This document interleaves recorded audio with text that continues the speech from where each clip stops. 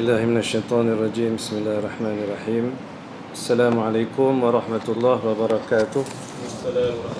الحمد لله والصلاة والسلام على رسول الله وآله وصحبه ومن والاه أما بعد. Terima kasih saya ucapkan kepada yang berbahagia Doktor yang telah beri kepada kita begitu banyak maklumat yang sangat berguna untuk kita amalkan pada waktu seperti sekarang ni. Jadi insyaAllah saya tak panjangkanlah, dah pukul 9.30 semua orang nak makan nasi lah kan. Dalam 10 minit insyaAllah. Jadi Nabi SAW dia dihantar oleh Allah kepada kita dan dia tidak tinggalkan satu perkara pun dalam hidup kita melainkan dia akan sentuh. Tidak ada satu perkara pun yang berkaitan dengan keperluan kemanusiaan melainkan Nabi akan sentuh. Sebab tu Nabi itu Rasulullah. Dia memang dihantar oleh Allah Ta'ala kepada kita untuk penuhi semua keperluan kita dan hajat kita, termasuk dalam penyakit berjangkit.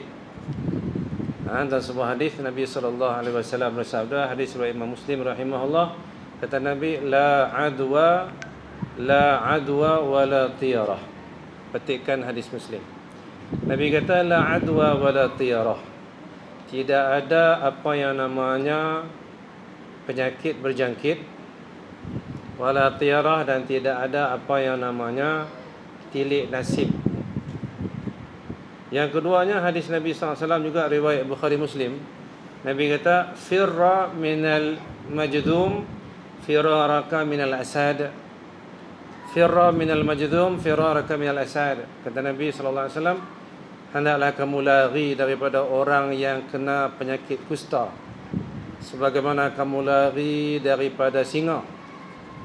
Jadi di sini dalam dua hadis ini ada kontradiksi, ada mu'aradah, ada pertemuan. Hadis pertama riwayat Muslim, Nabi kata la adwa wa la tiyarah, tidak ada yang namanya penyakit-penyakit. Yang kedua Nabi kata larilah kamu daripada orang kena penyakit kusta macam lari pada singa. Anda faham kan? Nombor satu, Nabi nafikan adanya jangkitan. Yang kedua Nabi kata kalau ada orang kena penyakit kusta, jangan duduk dekat dia, kena lari. Macam mana ni? Tadi abang kata tak ada penyakit-penyakit. Yang kedua kan abang kata kalau ada orang kena penyakit-penyakit, abang kena lari. Ini hadis dia dalam bidang, hadis ini termasuk dalam bidang tauhid, dalam jurusan ilmu tauhid, iaitu bab yakin kepada Allah Subhanahu Wa Taala. Jadi Nabi dah abang kita satunya bahawa kita kena betulkan yakin. Apa? Yakin kita yang betul dalam masalah seperti sekarang, bahawa yang bagi kita sakit siapa? Allah. Allah bagi kita penyakit tu ke? Allah yang sakitkan kita ke? Ataupun virus ni yang sakitkan kita? Allah. Yang kuasa hanya Allah. Semua perbuatan datang daripada Allah. Jadi penyakit tak ada kuasa, virus tak ada kuasa, bakteria tak ada kuasa, kuman pun tak ada kuasa. Yang sakitkan kita hanya Allah. Jadi kalau kita jatuh sakit, maka Nabi ajak kita, janganlah kamu maki sakit. Janganlah kamu kata sakit ni lah, aku pergi berkawan dengan dia tu lah aku sakit. Aku pergi sentuh dengan dia aku sakit. Itu yakin syirik dipanggil kan? Syirik lah. Maknanya dia kata penyakit dengan sebab kawan ni, dengan sebab ni dia sakit. Itu dipanggil syirik itu. Jadi orang ahli tauhid macam kita kena yakin bahawasanya walaupun kita sentuh dia, kita sakit, yang izinkan kita sakit bukan penyakit ni tapi Allah. Macam kita makan, yang kenyangkan kita bukan makanan nasi itu, yang kenyangkan kita perut kita Allah. Kalau kita sakit, kita makan ubat, yang sembuhkan kita bukan ubat tu, sembuhkan kita Allah. Tapi kita ahli sunnah wal jamaah, kita ada satu peringkat, satu level kita panggil ikhtiar. Kalau ada sakit, ubat. Kalau ada kawan tu sakit, jangan dekat. Itu ikhtiar. Ini apa yang disebut oleh pihak berwajib kesihatan. Macam doktor sebut tadi. Ini 100% betul. Fatwa-fatwa 100% betul. Itu tak ada khilaf dengan tuntutan syariat. Jadi contoh, kalau dalam surau kita lah ni ada orang dah jatuh sakit. Jadi boleh je kita tangguhkan dulu kehadiran solat Jumaat. Boleh je. Kalau kata di masjid kita ada orang jatuh sakit, boleh je kita tangguhkan solat Jumaat. Boleh je. benda tu boleh berlaku dan fatwa boleh dikeluarkan. Jadi untuk apa? Untuk kita jauhkan daripada sebarang asbab yang boleh menyatakan sakit. Gitu. Itu panggil usaha.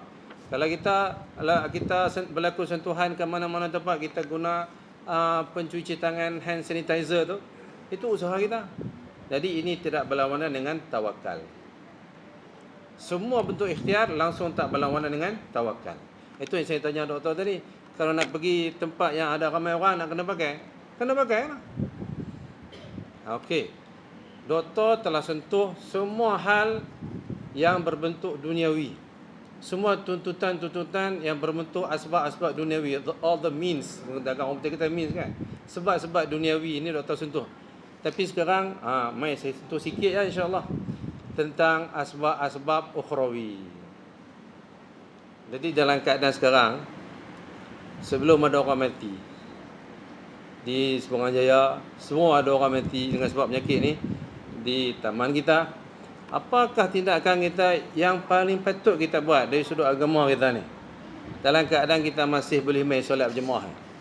Tuan-tuan, pertama sekali benda yang patut kita buat ialah kita hubungkan diri kita dengan Allah. Macam mana? Perkara yang paling mujarab sekali, wallahualam, hak ni ada orang dia nak buat, ada orang tak mau buat. Tapi kalau saya buat. Apa dia? Kita adakan kunut nazilah setiap waktu semayang.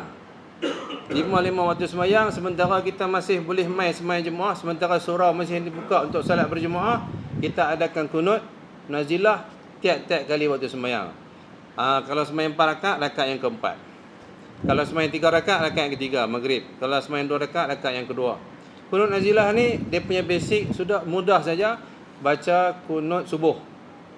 Itu pun kira boleh dah jadi kunut nazilah. Nazilah ni mana apa? Bala. Nazilah ni mana? Bencana.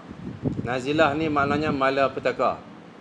Jadi dalam keadaan sekarang ni, sebenarnya bila start dah kes mula-mula masuk Malaysia ni, patutnya dah start dah kunut nazilah ni di semua masjid. Sebelum dia berbuat, Dr. Habak kata, dia punya merebak itu sangat cepat dan sangat teruk, cepat kan. Dalam berapa hari saja, dalam berapa 3 minggu saja dah ratus-ratus orang. Dalam 3 minggu saja dah ratus orang dah jangkit dengan penyakit ni. Kalau di tempat lain, di tempat kita ni masih sikit lagi. Tapi jangan tunggu sampai teruk baru kita nampak kunut nazilah. Jangan sampai ada orang mati. Contohlah kan, semua orang tak mau mati. Tapi kalau mati syahid, baca Dr. Habak lah. Syahid tu dia panggil syahid akhirat. Dia ada 2 syahid. Satu syahid dunia, satu syahid akhirat. Syahid dunia ni, hak jenis ni tak payah mandi, tak payah semayang, bungkus pergi kubur, terus tanam. Ini syahid akhirat, syahid dunia. Yang ni makna kata dalam dunia dia sudah dilayan sebagai seorang syahid. Mayat dia tak payah mandi, tak payah kapan, tak payah semayang, terus kubur. Kapan saja dengan kain yang dia ada. Ini syahid dunia untuk orang berjihad dengan orang kafir, perang. Yang kedua syahid akhirat. Syahid akhirat ni contoh orang yang mati kerana wabak. Seperti ni, ada 5-6 kategori. Jadi kalau mati pun dapat mati syahid akhirat. Jadi masalah wabak ni tuan-tuan dah berlaku banyak lah. Jadi satu daripadanya, itulah dia, kita adakan kunut nazilah. Dan boleh juga untuk amalan secara kolektif seperti ini kita buat. Baca Yasin ramai-ramai, malam Jumaat. Kita minta bantuan daripada dia yang mengadakan penyakit. Kita minta bantuan daripada dia yang mencipta ini virus. Siapa cipta virus ni? Allah. Siapa yang jangkitkan dia? Allah. Jadi kita minta pada Allah. Jadi tiap-tiap malam Jumaat, malam yang paling makbul doa, lepas solat maghrib kita adakan surah Yasin. Baca semua orang, minta dengan Allah. Bubuh ayat tengah-tengah tu pakai minum lepas tu dengan yang ubat. Kita ahli sunnah wal jamaah yakin bahawa Allah Subhanahu Wa Taala boleh sembuhkan kita, boleh kuatkan badan kita, boleh sihatkan kita dengan sebab Al-Quran. Yang keduanya kita punya perisai. Hari-hari kita kena keluar pergi kerja. Hari-hari kita nak pergi beli barang di kedai. Hari-hari kita nak jumpa orang. Jadi kita ni memang sangat terdedah lah. Doktor kata kita tak boleh pergi dalam satu tempat yang crowded, yang orang ramai. Risiko itu lebih tinggi. Tapi kalau kata kita jumpa seorang pun, kalau tak nak kena juga ada. Kalau orang tu dia ada, Kita jumpa dia, kita kenal jugalah. Tak tunggu kita pergi tempat yang crowded. Jadi tuan-tuan yang mulia, dan juga perempuan sekalian, bahawa bila kita keluar rumah, kita baca doa. Apa dia doa dah? Doa perjalanan. Paling pendek, paling ringkas. Ini Nabi SAW, ini keluar per lidah Nabi SAW sendiri. Tiap-tiap kali Nabi nak keluar, dia baca Bismillahi tawakkaltu ala Allah wala haula wala quwata illa billahil aliyil azim. Baca dengan penuh yakin. Aku bertawakal kepada Allah, aku keluar ni kerana urusan, minta Allah pelihara aku sampai aku balik. Bismillahi tawakkaltu ala Allah wala haula wala quwata illa billahil aliyil azim. Hari-hari kita baca, keluar nak pergi sembahyang Jumaat baca. Pagi-pagi nak pergi keluar pergi kerja baca. Saat lagi nak keluar pula pergi beli barang baca. Dalam keadaan sekarang, inilah amalan kita. Inilah amalan kita. Bahkan amalan ini lebih lagi efektif daripada semua yang kita bincang tadi. Sebab kita orang mukmin, kita beriman dengan Allah Subhanahu Wa Taala. Nah, tadi ikhtiar zahiri, sekarang ikhtiar batini. Ikhtiar dengan Allah secara langsung. Jadi kita baca paling pendek, ada banyak doa yang saya bubuh di sini, tapi itu yang paling pendek dan sangat-sangat mujarab. Bismillahirrahmanirrahim. Ala Allah wala haula wala quwata illa billahil aliyil azim. Bila kita balik, terutama kalau balik belah malam. Balik kerja siang pun boleh baca juga. Kita baca qul huwallah 3 kali. Qul huwallah aja. Hadis ini dalam kitab Al-Azkar Imam Nawawi rahimahullah. Nabi habaq bila kamu balik rumah, baca ini qul hu 3 kali. Sebelum bagi salam, sebelum nak masuk dalam rumah. Jadi apa-apa juga benda buruk yang ada dengan kamu nanti dia akan tinggal di luar. Termasuklah syaitan pun. Dan kalau syaitan pun duduk di luar, hak lain pun akan duduk di luar juga. Qul huwallahu ahad, Allahus samad, lam yalid wa lam yulad wa lam yakul lahu kufuwan ahad. Baca 3 kali. Dan kelebihan yang lain, siapa baca ini 3 kali qul huwallahu ahad sebelum masuk rumah, Allah buka pintu rezeki untuk dia. Itu bab rezeki lain pula. Rezeki boleh Allah bagi. Dengan sebab baca qul hu 3 kali.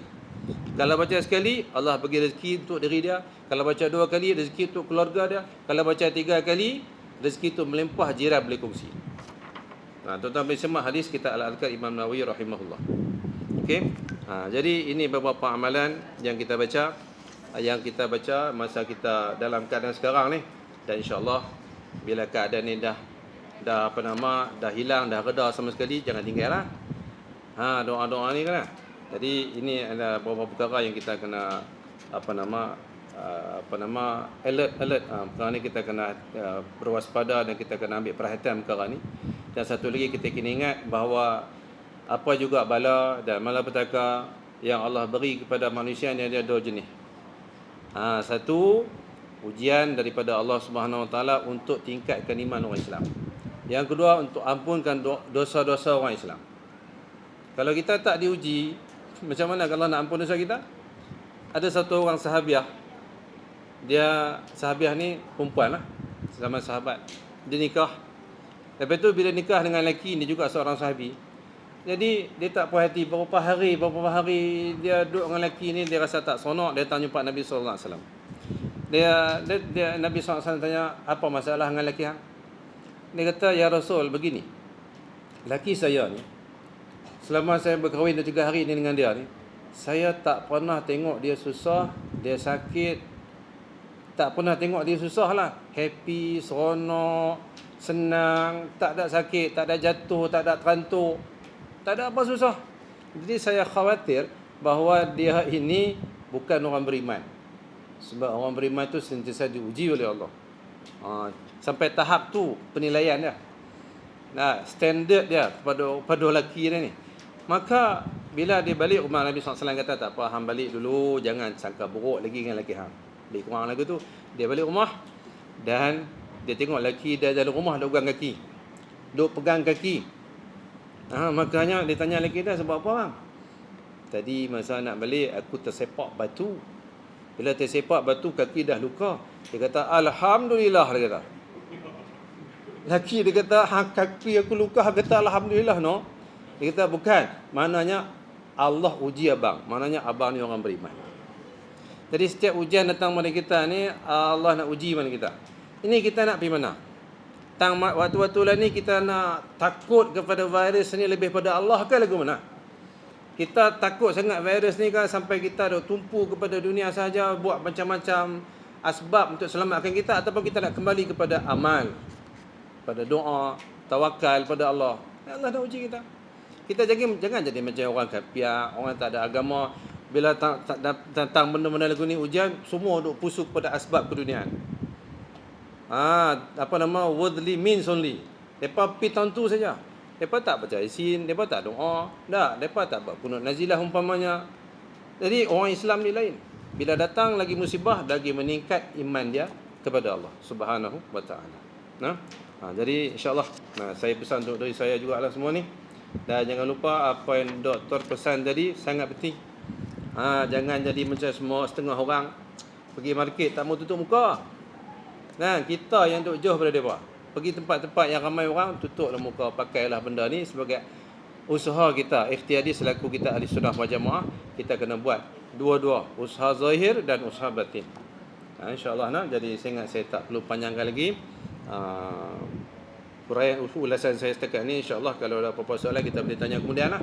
Tanya saya bab-bab ni, tanya doktor pun insya-Allah bab-bab yang doktor telah hurai tadi. Mudah-mudahan apa yang kita bincang di sini sikit sebanyak sama-sama kita dapat ambil faedah, itu kita amalkan dan kita sampaikan. Wallahu taala a'lam bis-shawab. Assalamualaikum warahmatullahi wabarakatuh. Doa.